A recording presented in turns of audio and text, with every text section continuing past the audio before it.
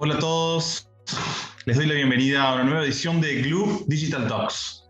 Soy Sebastián Benoit, Head del área internacional y coaching de Glue Executive Search.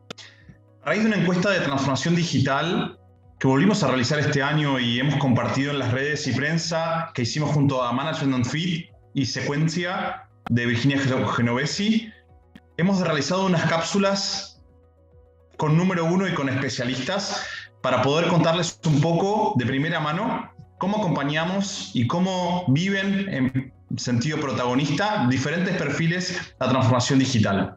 En esta ocasión tengo un placer de presentarles a Alejandro Stengel, CEO del Banco Superviel, marido de Cecilia, papá de Marcos, Azul y Milagros. Un placer, Alejandro, gracias por estar con nosotros.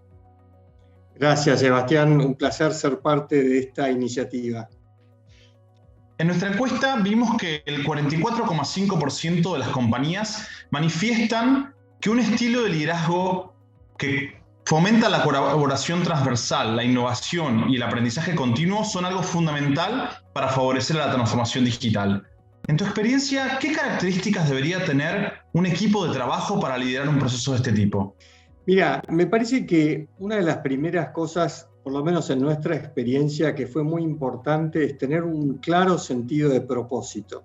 Es decir, más allá de lo que puede ser la descripción de un rol o la misión encomendada a un área o a un equipo de trabajo, realmente tener claro en un lugar muy profundo cuál es el propósito, el por qué estamos haciendo lo que hacemos y el para qué, ¿no? Eso me parece fundamental.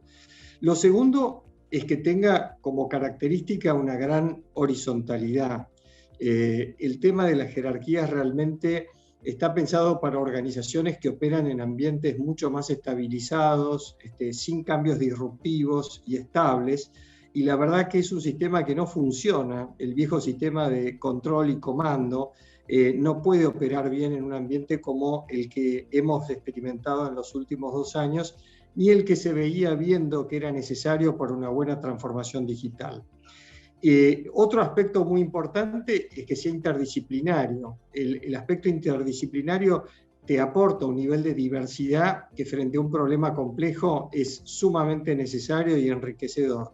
Y por último, adoptar una metodología de trabajo que todos conozcan, que pueda ser como marco. En general, la que se ha extendido mucho es la metodología ágil, pero hay otras que sean útiles para moverse en ese contexto y darle al equipo una forma de trabajo consistente.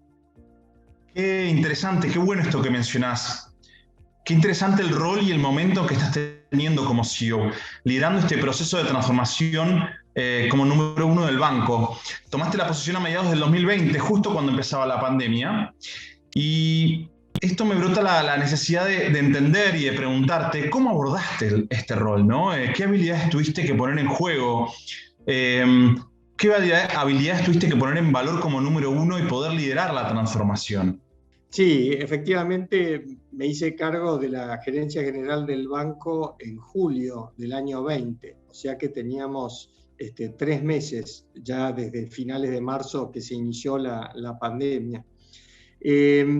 Mira, en un lugar, digamos, más básico, más fundamental, creo que la pandemia nos puso a todos y nos expuso a la situación de vulnerabilidad que realmente todos experimentamos cuando nos sentimos frente a un contexto diferente, nuevo, que no conocemos y no sabemos cómo va a evolucionar, y donde los cambios se dan muy, muy rápido. Y ahí te diría, hay un conjunto de habilidades básicas que son más personales, como la escucha, la humildad, la empatía y reconocer esa vulnerabilidad y no tener miedo. Yo creo que es fundamental.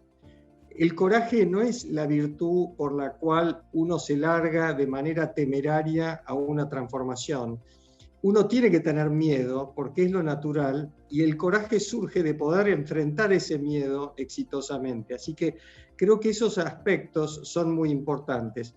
En términos más técnicos, te diría, al reconocer que no podemos hacer todo como CEOs y que tenemos en realidad un rol bastante humilde, es reconocer ese rol de servir a nuestros equipos. Es un liderazgo que reconoce que lo mejor que podemos hacer es ayudar a que ellos sean exitosos, a servirlos y que ellos puedan de esa manera lograr sus objetivos. Qué interesante y lindo escuchar la palabra vulnerabilidad en lo que decís, Alejandro. Vulnerabilidad con coraje, ¿no? Y me interesa entender qué impacto tuvo en el negocio esta adaptación. Y en un mundo en donde, sobre todo en el inicio de la pandemia, y donde vos estabas liderando y tenías las sucursales cerradas y fueron a 100% digital.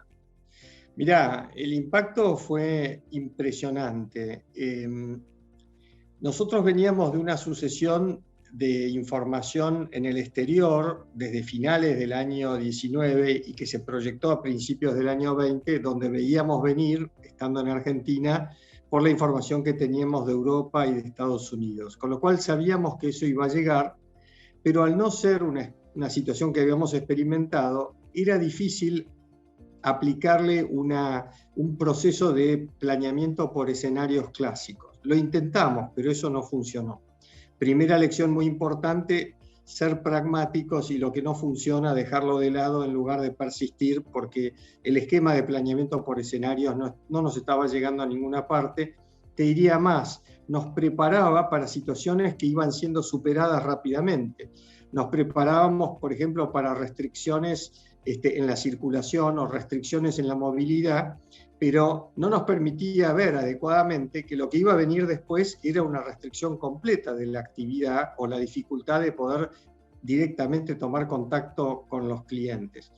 Así que tuvo un impacto muy grande. En muy poco tiempo tuvimos que, cuando nos salimos del esquema de planeamiento por escenarios y vimos las tendencias, dijimos, bueno, tenemos que prepararnos para trabajar de manera remota. Nosotros teníamos una experiencia de trabajo remoto que nos ayudó. 350 de nuestros miembros de equipo eran teletrabajadores y en un periodo de menos de una semana pasamos a tener un total de aproximadamente 3.000 personas en teletrabajo y la verdad que fue un proceso muy exitoso porque todas nuestras redes y todos los procesos previos de inversiones y capacitación dieron su efecto, con lo cual el primer paso fue el teletrabajo. Inmediatamente o en paralelo estaba todo el proceso de atención a los clientes que inicialmente por disposiciones del Banco Central no permitían el funcionamiento normal de las sucursales, con lo cual lo que hicimos fue, ante el problema y la angustia natural y creciente de la gente que necesitaba tener acceso a su cash, armamos todo un proceso de atención a través de medios automáticos en las sucursales, sacando por ahí un montón de equipos que teníamos dentro de la sucursal a los lobbies. Y yo te diría que uno de los resultados fue una innovación importante, y lo llamamos la revolución de los lobbies, para que la gente pueda atender sus necesidades de cash automáticamente. Muy bueno, muy bueno. Como última pregunta quisiera preguntarte sobre la transferencia de conocimiento. Debe haber muchos CEOs o número uno de áreas o directivos o mismo dueños de empresas que todavía están mirando de reojo la transformación de sus compañías o bien de sus roles, porque definitivamente tiene un impacto en su rol. ¿Qué te gustaría decirles a ellos que están comenzando o a analizar o están viviendo en su propia carne un proceso como este? ¿Qué dos aprendizajes te gustaría contarnos?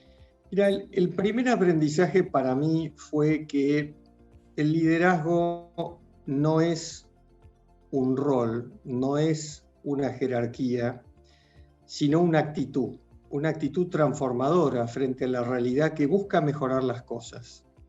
El liderazgo tiene que tener un propósito en esa actitud. Hay algo que transformar, hay algo que mejorar.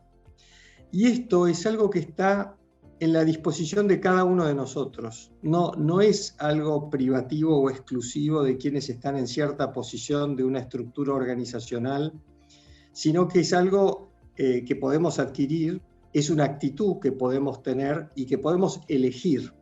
Y yo creo que esa elección es muy importante y el rol que tenemos como líderes es invitar y plantear las condiciones para que haya muchos que quieran adoptar esa actitud transformadora para mejorar las cosas. Así que eso sería para mí un aprendizaje muy importante.